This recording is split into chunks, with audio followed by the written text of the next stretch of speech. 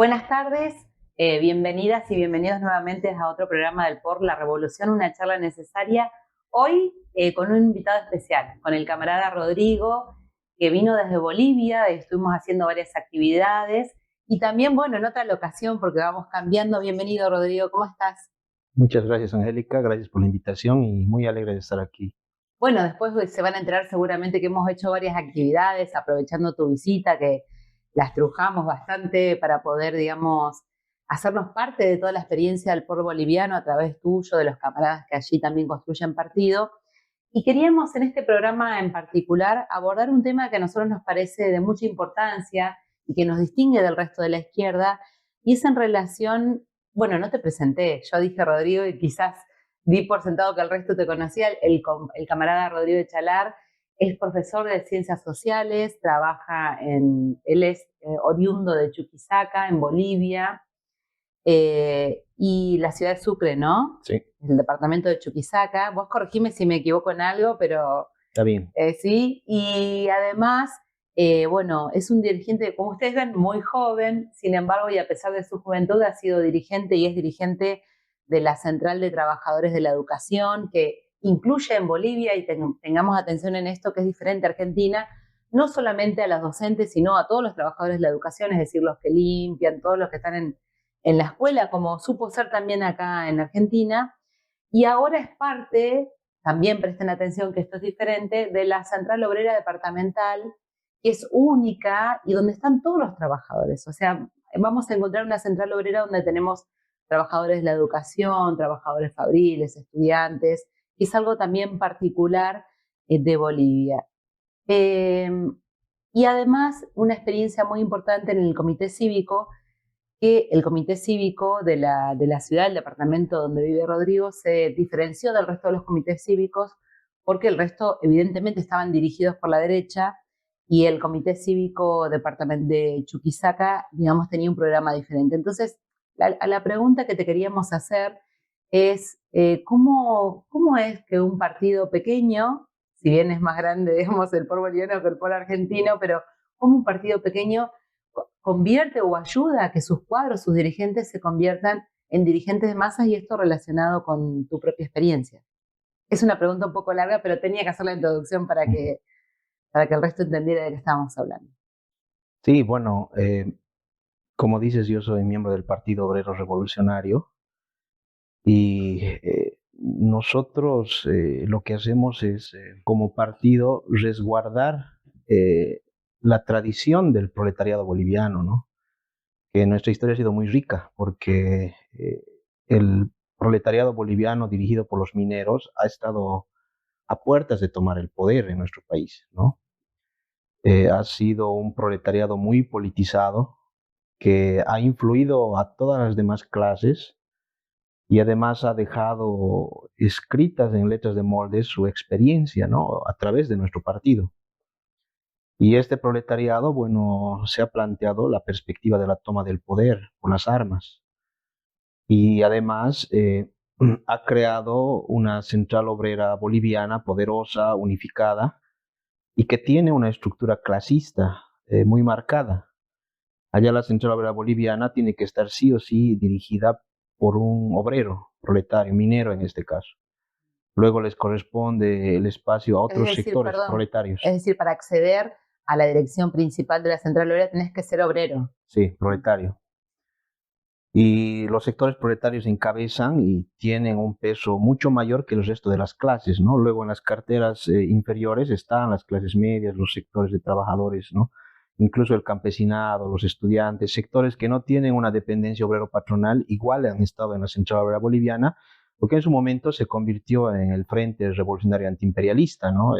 Es decir, la nación oprimida, dirigida por el proletariado con la perspectiva de la toma del poder. Y esa estructura clasista se mantiene en la Central Obrera Boliviana y en las centrales obreras departamentales, que vienen a ser el brazo operativo de la Central Obrera Boliviana en cada departamento del país, que sería el equivalente aquí de las provincias en Argentina, ¿no? Ujú. Entonces, esa tradición mantiene su vigencia en otros sectores de trabajadores, ¿no? Porque recordemos que en Bolivia el proletariado llega a la famosa Asamblea Popular, que es el primer soviet en América Latina, así lo han calificado muchos, y es derrotado por la dictadura militar, ¿no? Parte de la operación del Plan Cóndor, que ha impuesto dictaduras a nivel de toda América Latina, derrota a este movimiento y luego el neoliberalismo termina desmantelando al proletariado minero, ¿no? 23.000 mineros echados a la calle y se rompe esa tradición, pero queda todo el legado en nuestro programa y nosotros, bueno, prácticamente lo hemos mantenido vivo en la universidad, lo hemos mantenido vivo en el magisterio, entre los trabajadores de educación. Y desde ahí, bueno, hemos empezado a dar respuestas no solo a los problemas de nuestro sector. No somos un frente, yo pertenezco al Frente URMA, que es la organización paralela del POR dentro del magisterio. Unión Revolucionaria del Magisterio. Del Magisterio. Sí.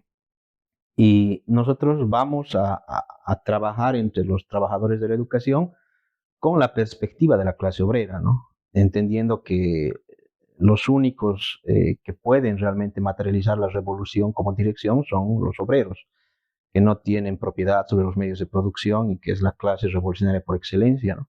Entonces, en el magisterio, con esas ideas, no solo hemos dado respuesta a los problemas de nuestro sector, sino que hemos lanzado respuestas a los problemas regionales, ¿no? En Chuquisaca, por ejemplo, y a los problemas nacionales.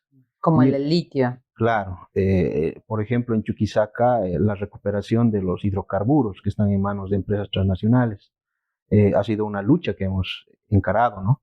También el tema de la falta de agua, por ejemplo, o el tema de la falta de presupuesto para atender las necesidades de la población, o el tema de luchar también contra la privatización de la educación. Pero también nos hemos solidarizado con la lucha de otros sectores que sufren atropellos a sus conquistas laborales. Entonces, al plantear respuestas a los problemas de nuestro sector, de la región, de los demás trabajadores y del país, nos hemos convertido en una referencia política, ¿no? Y eso ha permitido que esa referencia se traduzca en que hemos podido llegar a estar en organizaciones mucho más grandes, ¿no? Por ejemplo, el controlar la Federación de Maestros de Chuquisaca nos ha abierto la puerta para que podamos asistir a las asambleas de instituciones del Comité Cívico, donde se reúnen todas las organizaciones vivas del departamento, tanto sindicales como otro tipo de organizaciones de los vecinos, por ejemplo, ¿no? De campesinos, etcétera.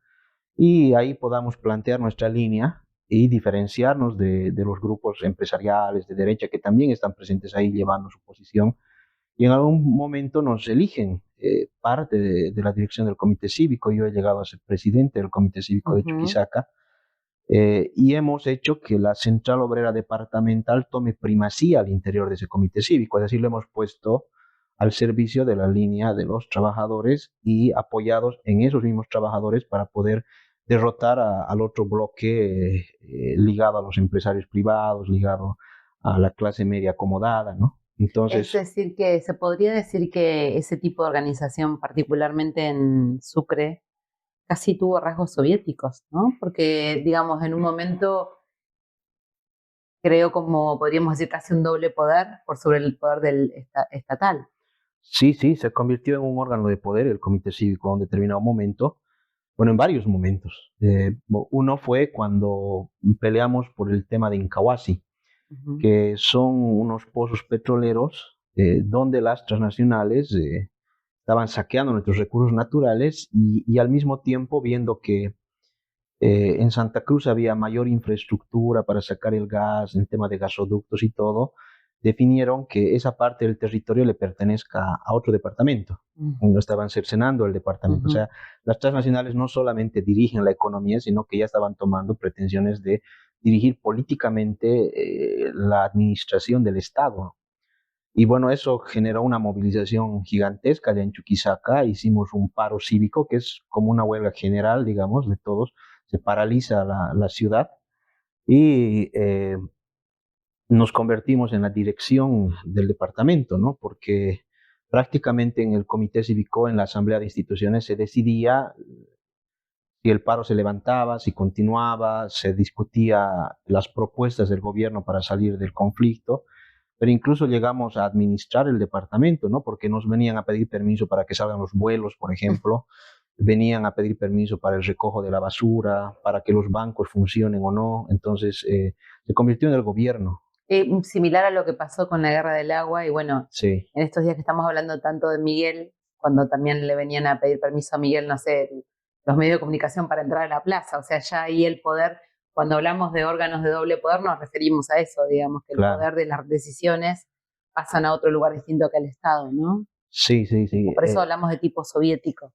Había una dualidad de poderes, ¿no? Porque de un lado estaba el gobierno oficial, si se quiere, que era el gobernador y sus instituciones, las fuerzas represivas, la justicia, y del otro lado la asamblea de instituciones, que era el poder real, porque la gente obedecía lo que emanaba de la asamblea de instituciones, ¿Cómo ¿no? hacían para resolver si vos eras el presidente de ese organismo? Bueno, son debates muy duros, ¿no? Son asambleas que duraban muchas horas, donde cada sector tenía la palabra, manifestaba su posición, que obviamente la había discutido previamente, y en otros casos no, también porque hay muchos dirigentes burocratizados que iban con posiciones personales, pero mientras más crecía el conflicto, las bases tenían mayor control de sus organizaciones e imponían su voluntad hasta los dirigentes burocratizados, ¿no? Entonces, la burocracia queda neutralizada momentáneamente, como ocurre siempre, ¿no? Cuando hay ascenso de las masas, las bases se rebelan, los dirigentes burócratas o tienen que obedecer a las bases o son barridos. Entonces, eso ocurrió durante un momento en Chuquisaca, en la efervescencia del conflicto, y se discutía en la Asamblea de Instituciones, nosotros dábamos nuestra línea, obviamente, y bueno, lográbamos que la mayoría las apruebe, se votaba y luego se ejecutaba, ¿no? Eso también es la característica de un órgano de poder, ¿no?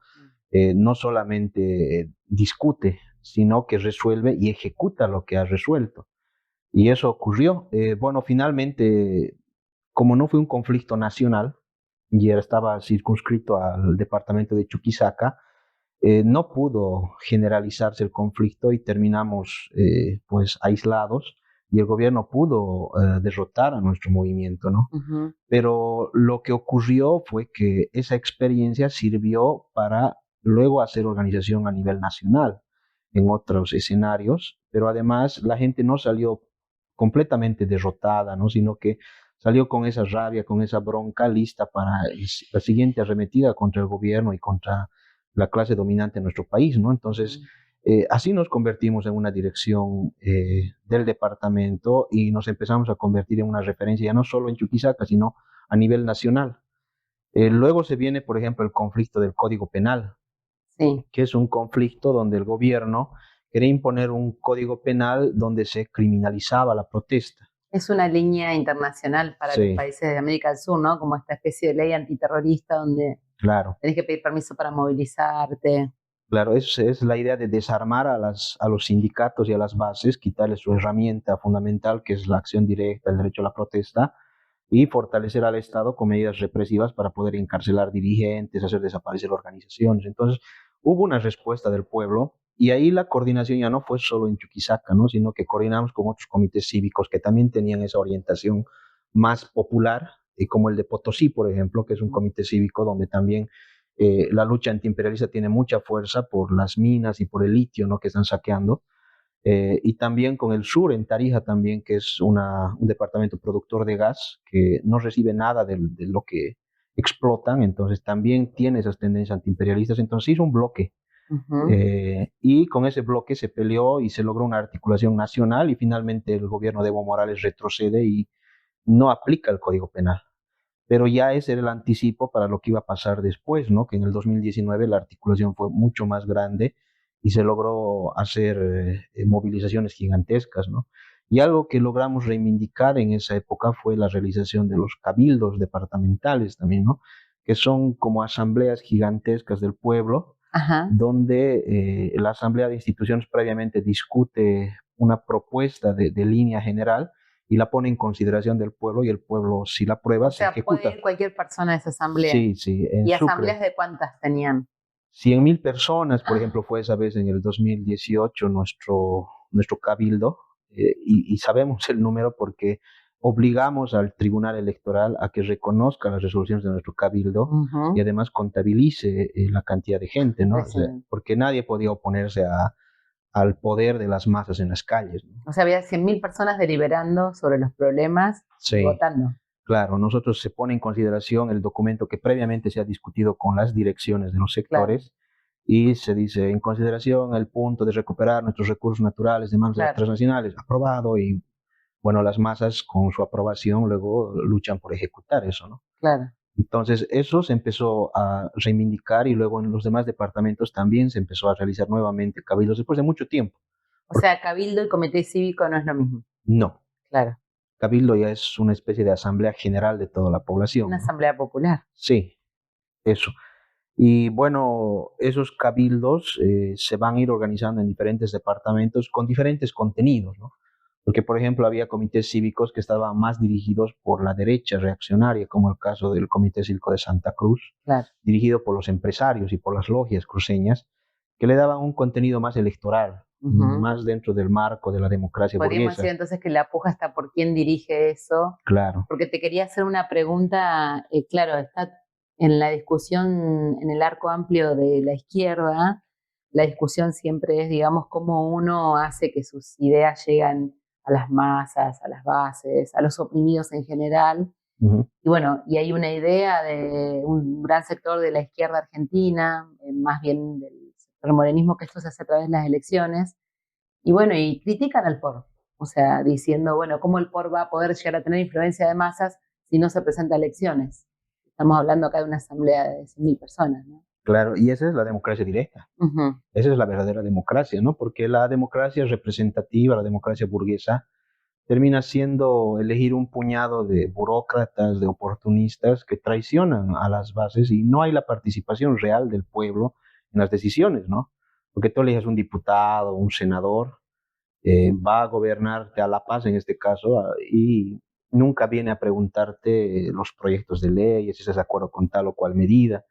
Es más, por ejemplo, en el caso de Incahuasi que te comentaba, donde nos estaban quitando territorio, los parlamentarios chuquisaqueños votaron a favor de eso, en contra de su departamento. O sea, ahí se ve claramente la inviabilidad de que esta democracia burguesa resuelva los problemas de la gente, ¿no?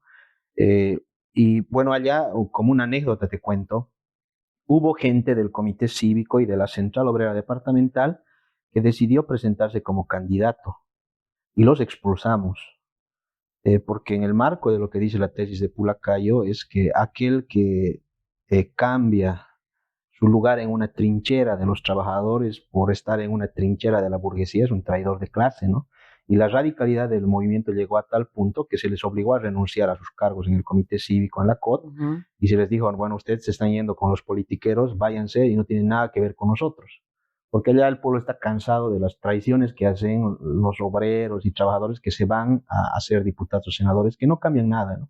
Han servido más bien como elementos para remachar las cadenas de la opresión. Claro, porque estamos hablando de organizaciones distintas, ¿no? Por un lado, digamos, este cabildo, una asamblea popular abierta, con democracia directa, como decís vos, y por otro lado tenemos, ¿cómo se llama ya? La Cámara de Diputados, Sí, el sí, sí. Parlamento. Parlamento, la Asamblea Plurinacional le llaman, ¿no? Claro, Ahora. claro, que tiene como constitución misma, digamos, la defensa de la propiedad privada. O sea, no, Sí, nunca votaría, sería muy difícil que vote claro, la expropiación del litio, sí. etcétera, ¿no? Claro, entonces nosotros hacemos mucho esfuerzo para que la gente se desprenda de esa forma de organización que solo los lleva a las derrotas, ¿no? Y a mí me sorprende que haya partidos que se llamen revolucionarios y que impulsen esa democracia y canalicen todo el descontento popular hacia las elecciones, porque en eso no se diferencian en nada del nacionalismo ni de la derecha, que canalizan todo en ese sentido, ¿no? Nosotros intentamos que se supere eso y que la gente sepa y entienda que puede resolver sus problemas con sus propias manos, sin esperar a un mesías, a un caudillo que los lleve, sino ellos organizados en sus sindicatos y eso se logró momentáneamente allá, pero obviamente la gran debilidad que tuvimos en estos movimientos fue la ausencia del proletariado organizado, ¿no? El proletariado que fue derrotado en los años 70, 80, no se logra levantar nuevamente, es un proletariado joven, nuevo, que ha roto con su tradición. Y bueno, nosotros desde los sectores donde nos encontramos como partido intentamos llevar nuevamente sus ideas para que se reencuentren. Y hay importantes avances en ese sentido, ¿no? Por ejemplo, nuestra presencia en la Central Obrera Departamental ayuda a eso, ¿no? Nosotros, al ser miembros de la Federación de Maestros, somos parte de la estructura de la Central Obrera Departamental de Trabajadores, donde está el proletariado. Y a partir de eso también se puede influir en la clase obrera, y en Chuquisaca tenemos la única central obrera del país que es independiente y rechaza el sometimiento de la central obrera boliviana al gobierno, por ejemplo, y a los gobiernos de turno, ¿no? Porque allá la central obrera boliviana se sometió a Evo Morales, se sometió luego a Yanine Áñez y ahora está con Arce. Es totalmente corrompida esa central obrera boliviana, ¿no? Claro.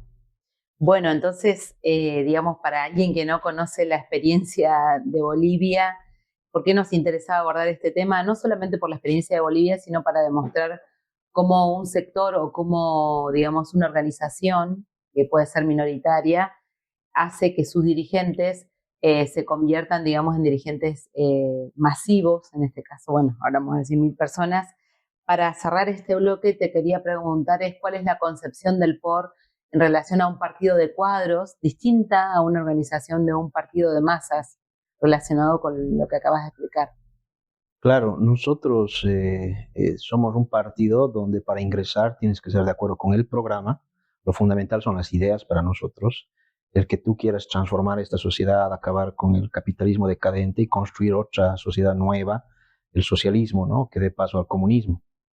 Entonces, somos muy exigentes con la formación de la gente, ¿no? Para que se estudie la realidad boliviana y se sepa qué realidad vamos a ir a transformar, ¿no? Y bueno, además rechazamos pues el uso de las movilizaciones para querer usarlos como escalera política para saltar al Parlamento o saltar a las elecciones, ¿no? Porque eso hacen los demás partidos, ¿no? Los demás partidos se interesan en participar en alguna movilización con el afán de sacar rédito electoral simplemente y luego se olvidan.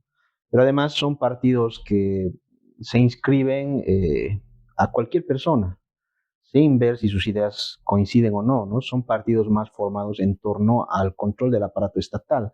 Eso fue el MAS, por ejemplo, ¿no? Donde abren listas en la calle y tú puedes ir a anotarte y no te preguntan qué ideas tienes, qué programa, qué perspectiva, simplemente te anotas y te ofrecen algún cargo, alguna pega para que tú sigas en el partido, ¿no?